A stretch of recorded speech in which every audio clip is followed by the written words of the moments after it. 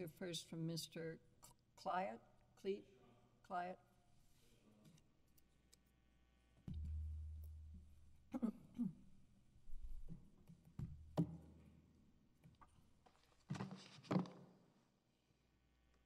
May it please the court. Good morning. Good morning. First of all, I'd like to go through what the issues that I'm going to address today. Number one will be the attempt by my client to withdraw his waiver of attorney, or at least some portion of the waiver was done through his standby counsel. Second would be a couple of constitutional issues regarding a fair trial. One, regarding the failure to sever, and also whether or not the defendant had to choose which counts to testify on and which not to testify, and also whether or not he should have been required to wear shackles in the courtroom.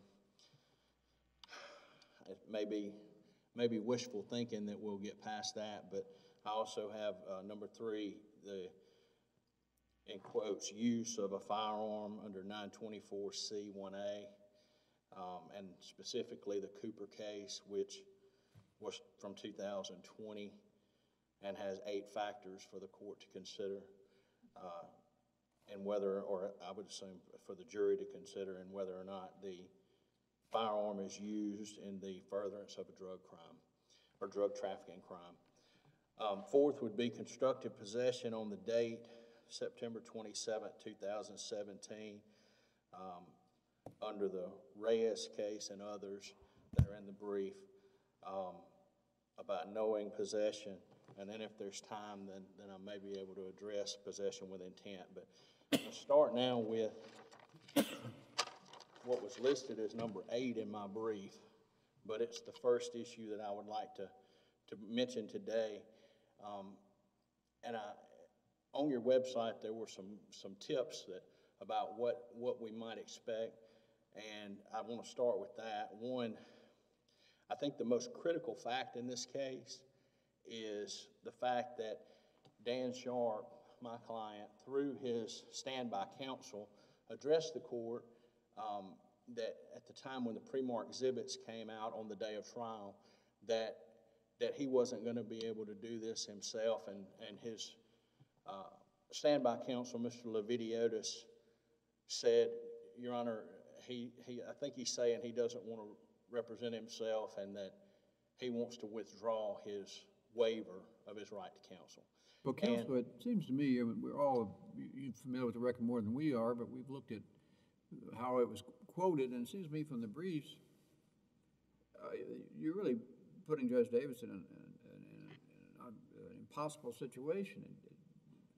Isn't it fair to say that the client never asked for the attorney to be re-injected into the case, that the attorney suggested that maybe he should be, but Mr. Sharp never did, and he was talking about the documents, but he's made fairly clear at different points and didn't seem explicitly to retract it, that he wanted to represent himself. So tell me where I missed the picture. Yes, sir.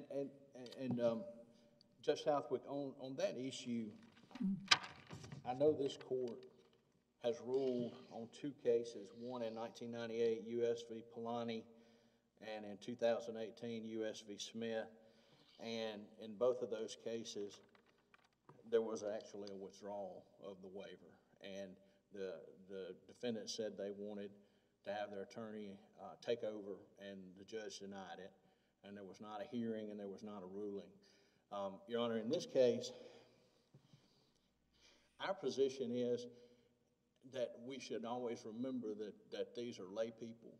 And when Mr. Levidiotis said this to a trial court judge, Your Honor, at that point, what I would ask the court to consider adopting is that at that point it would have been a good time for the court to consider that a waiver, because he did have questions on whether or not he would have been able to represent himself, and for that, at that point, do a hearing on whether or not to elevate standby counsel to be his counsel would be appropriate.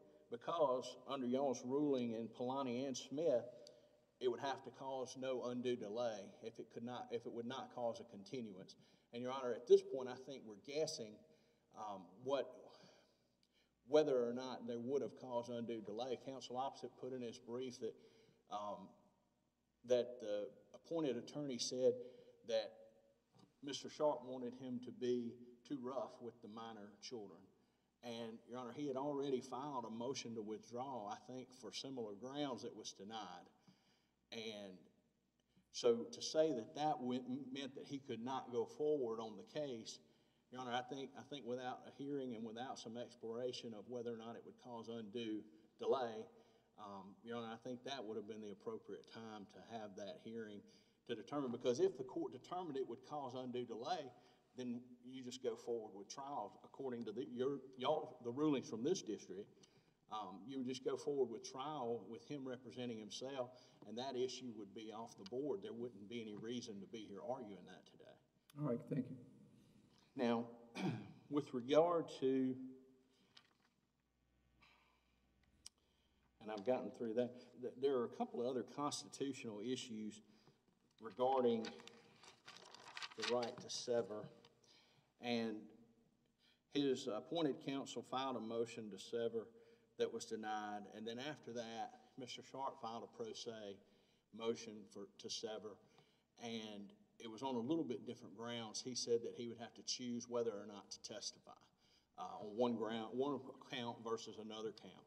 And there are some cases on this. They're not anything specifically on point from the Supreme Court or from this district. Now, I did cite a Vanderbilt Law Review article from 2019 that shows statistically that there's 10% more defendants, roughly 10% more likely to be convicted of the most serious charge when he stands trial on multiple counts versus one count. Now, counsel opposite in his brief. Excuse me, did the government have some reason to believe that Sharp was a big-time drug dealer?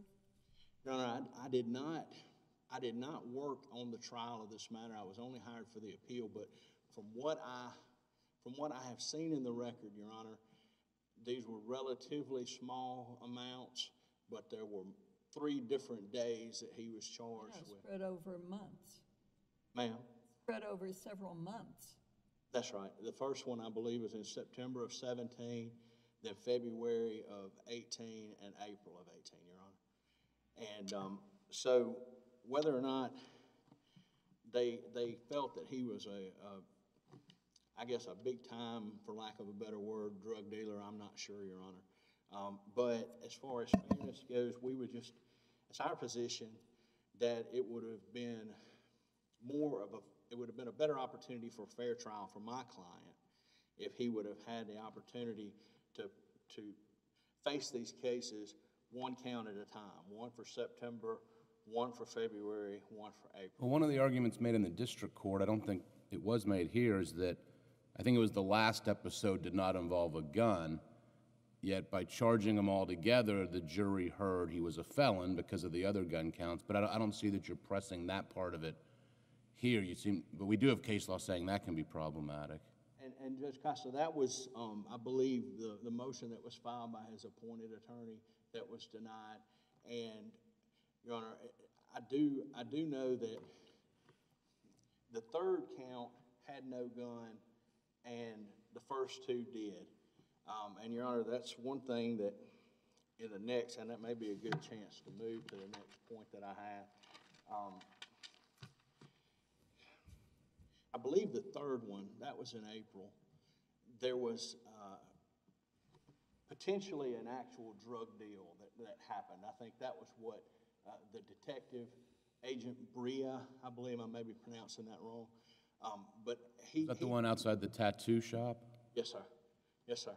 And so he thought he viewed a hand-to-hand transaction, and, Your Honor, that one, there was no gun, correct. There was no gun in that one. And the next part that I wanted to approach was the fact of whether or not a firearm is used in the commission of a drug trafficking offense. And first of all, back to what you said, As far as severance goes, I think it would have been a fair trial for my client if he could have had each one heard separately. And for as you pointed out, the third date, the fact that there was no gun involved and there was a gun in the others, it may have made the jury feel like he was more of a threat to society. Well, I'm not saying just because there's a gun involved, but when the gun cases allow the jury to hear he's a convicted felon, which is usually not at all allowed into evidence. It's usually so prejudicial. So that's what our case law says. The problem is if you join a non-gun count with an unrelated felon in possession, the jury is hearing he's a convicted felon. And I think some of it too, Your Honor, I think some of it, the prior convictions could have come in for the purpose of proving intent, and I think that's what the government used in their case to some extent.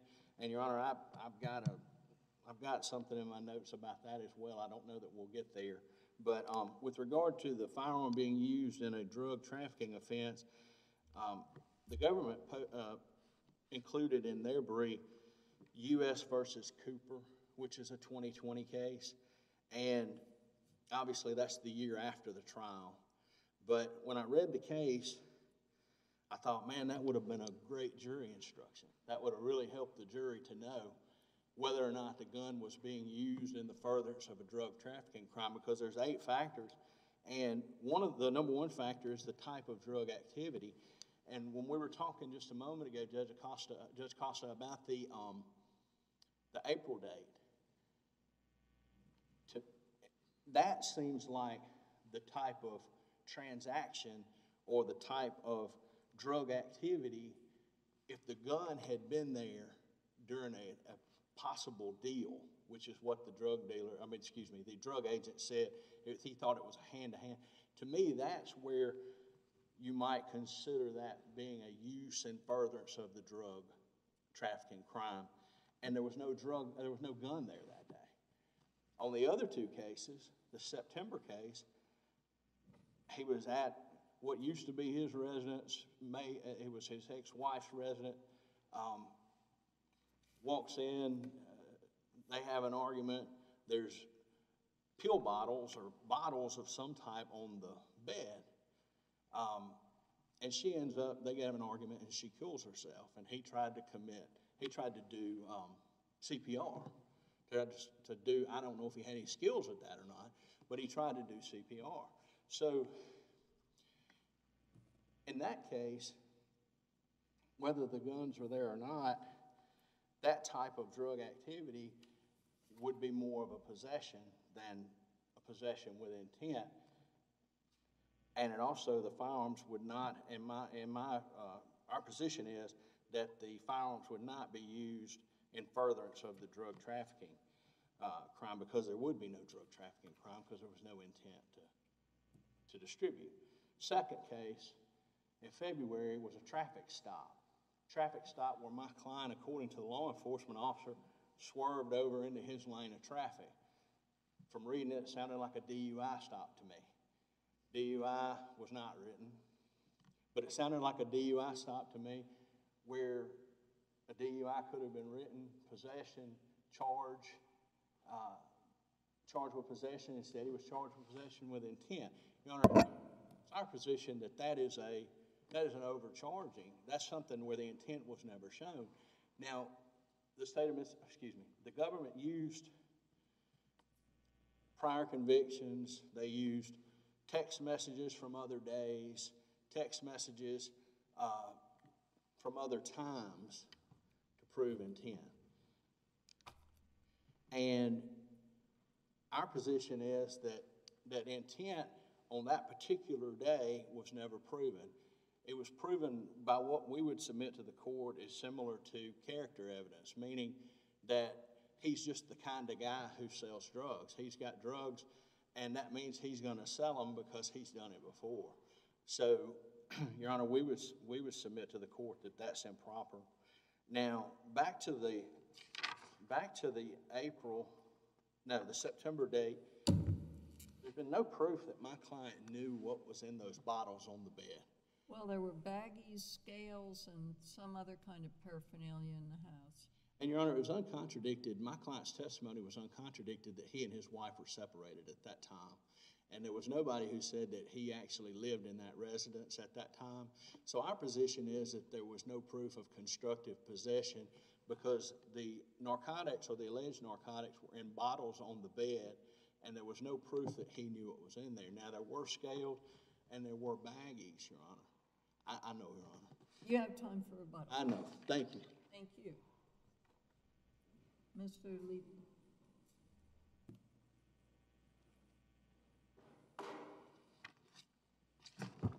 May it please the court. Judge Jones, I want to address your question about did the government have any evidence that the defendant was a big-time drug dealer, and the answer is yes. The jury convicted him of 15 of 16 counts of drug trafficking and gun crimes, and the evidence in this case was overwhelming. We had text messages where the defendant was selling drugs. We had him admitting at one point that he traded firearms for drugs. We had a witness testify that he bought cocaine from the defendant.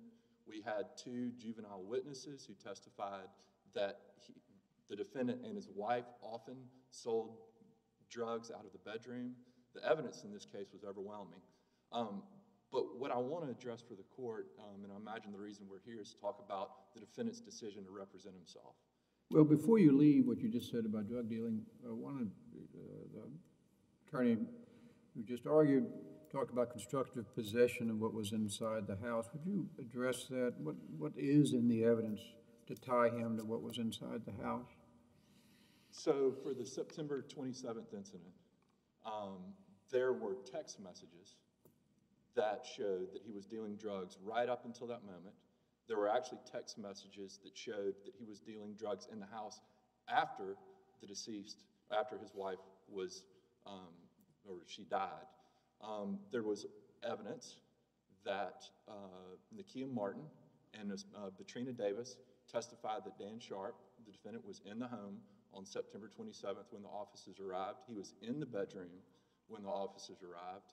Batrina Davis testified that she went in the bedroom and she saw guns, the semi-automatic firearms, lying on the bed near the drugs. She testified that when she came back, the defendant had moved the semi-automatic firearms to the laundry hamper in the bedroom. So the defendant actually moved the guns after Monica Sykes passed away. So the defendant actually handled the guns. We also have photographs of the defendant not long before that holding the firearms that were found in the home. And trying to think of anything else. That may be all the evidence for that particular account on September 27th. But we had a witness who testified that he had the firearms and he moved them, which were laying beside the bed, and he moved them to the closet. But I want to address the defendant's decision to represent himself, which Judge Southwick, you asked about. And the record is clear. The defendant did not ask to withdraw his waiver of his right to counsel. He did not ask Judge Davidson, and he did not tell Judge Davidson that he wanted to withdraw his right to counsel. What happened was the government, and by the way, this was after opening argument and after jury selection is when this happened. The jury was recessed, and the jury was recessed. The government had handed the defendant a number of government exhibits. He was looking at those exhibits. Those exhibits had already been produced and discovered. He was confused. He said he was confused by those exhibits. He spoke with his counsel. His counsel stood up and said, I believe that the defendant may want to withdraw his waiver of his right to counsel and may want me to represent him. At that point, Judge Davidson asked the defendant, what do you want to do?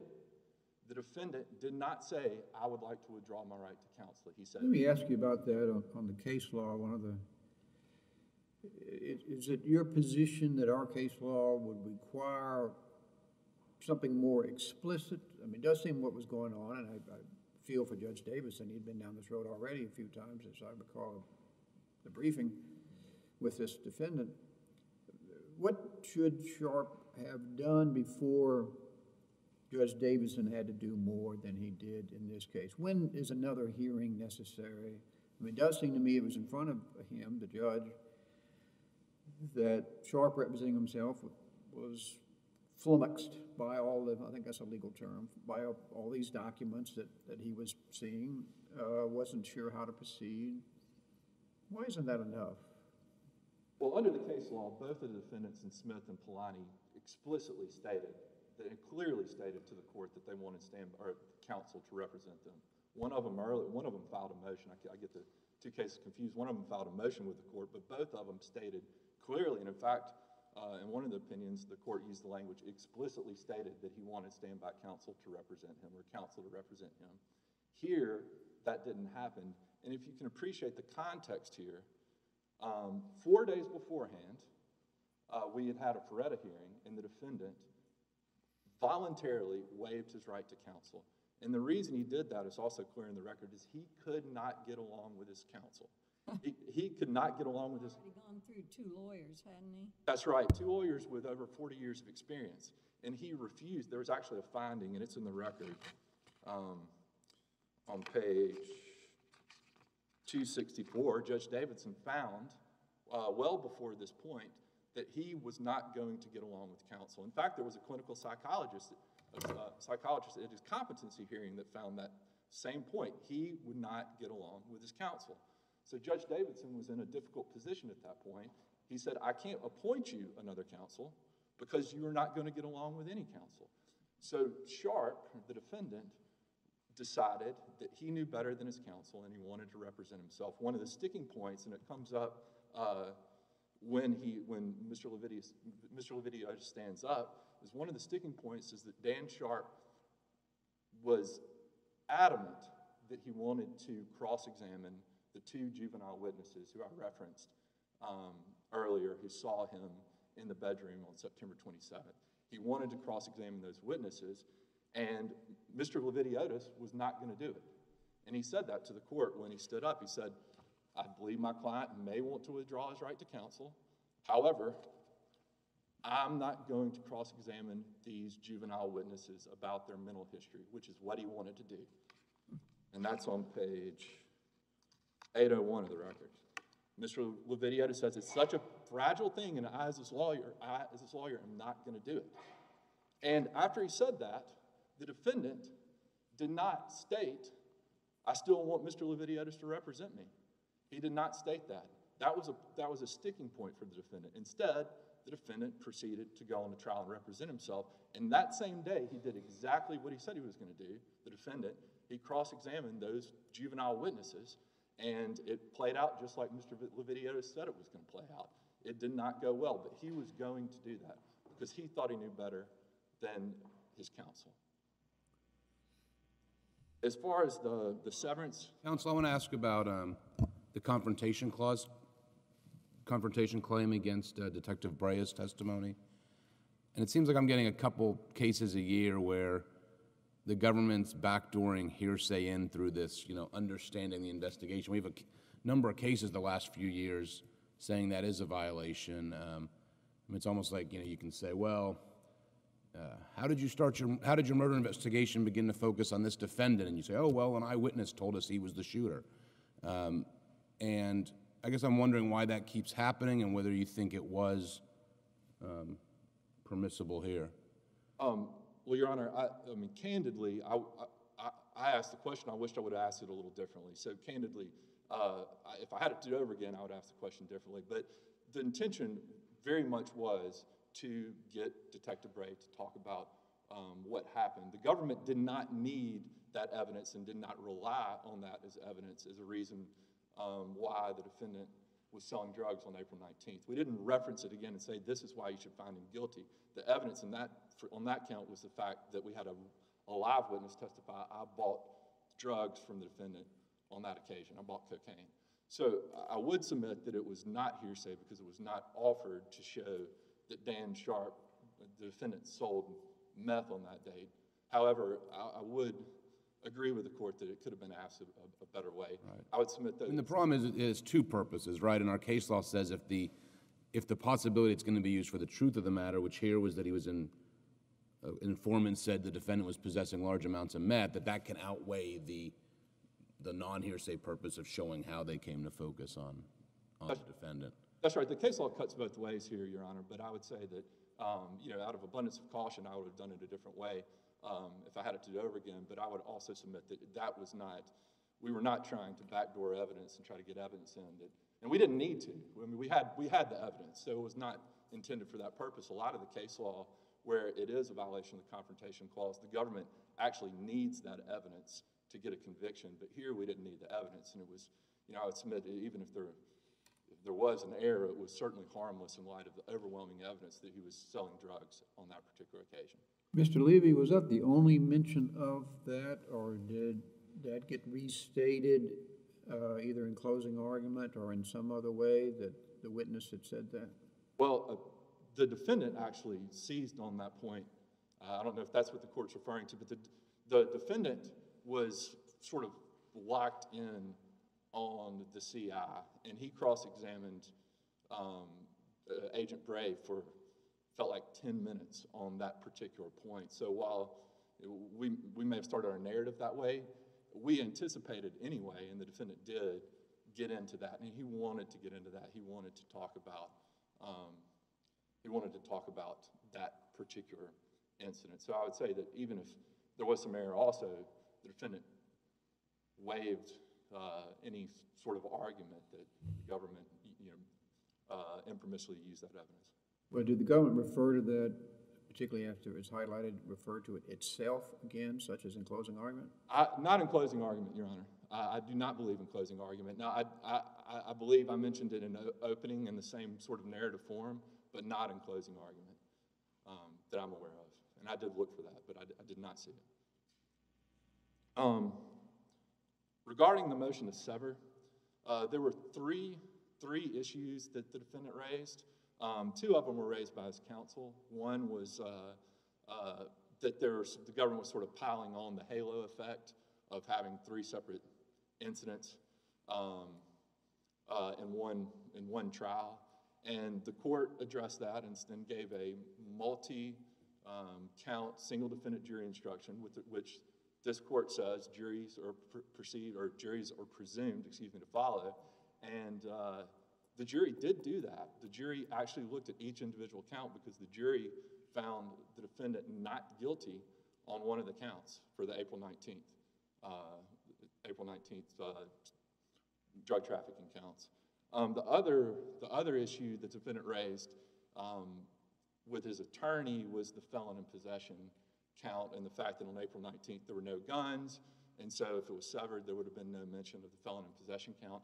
I believe, and I was looking for it in the record, I'm not sure if I addressed this on appeal because the defendant didn't really focus on appeal, but I believe the district court gave an instruction to deal with that. I know that the court said that it was going to give an instruction to deal with that. And then the final one about his testimony, the defendant raised that at his Feretta hearing, 4 days before trial. And what Judge Davidson did is he said, I understand you, and I understand that you may or may not want to testify. Raise the issue at trial when that time comes, and I will address what the government can talk about, and I will give any appropriate jury instruction. And the defendant never raised that issue at trial. He never got back into it. He just decided to testify and testify. The government was limited on cross to only things that the defendant testified naturally. But Judge Davidson did address that particular point. And then finally, as far as the shackles go, one thing that I want to communicate to the court is just how hostile and volatile the defendant was throughout these proceedings. The defendant did not get along with his first attorney, so much so that his first attorney was forced to withdraw. And then within a week of meeting with his second attorney, he threatened to choke his attorney out. And his attorney filed, this is in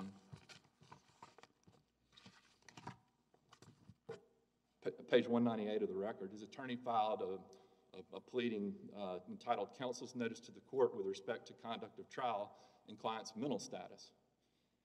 And the attorney stated not only that he had threatened to choke me out, but that other counsel who had represented the defendant were afraid of him.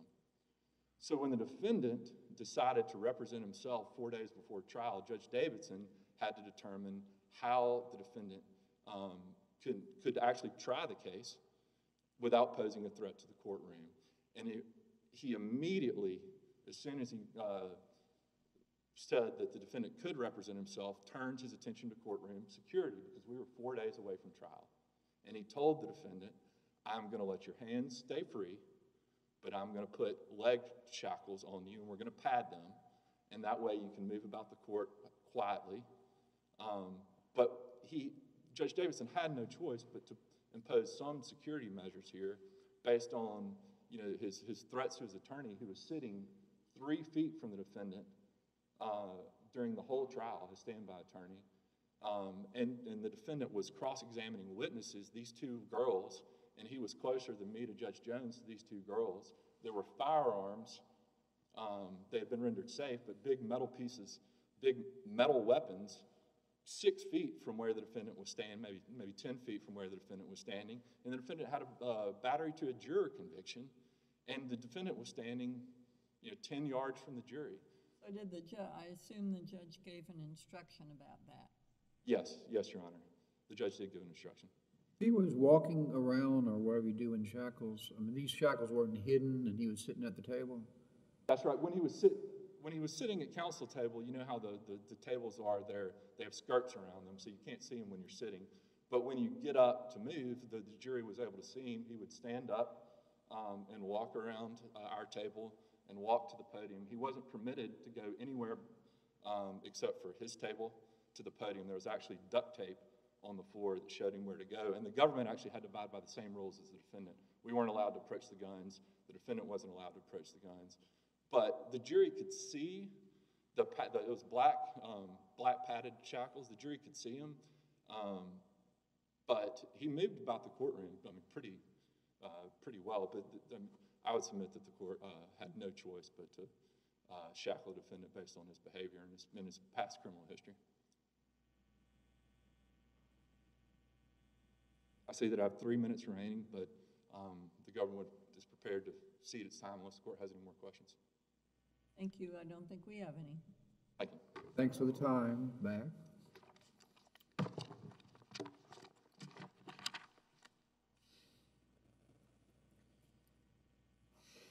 Mr. Cliett?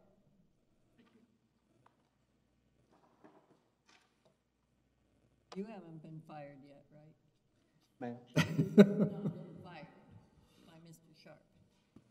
I'm sorry, I couldn't hear I say you have not been fired by Mr. Sharp? Not yet. Okay. Are you the first appellate counsel? I'll say this, Your Honor, we have,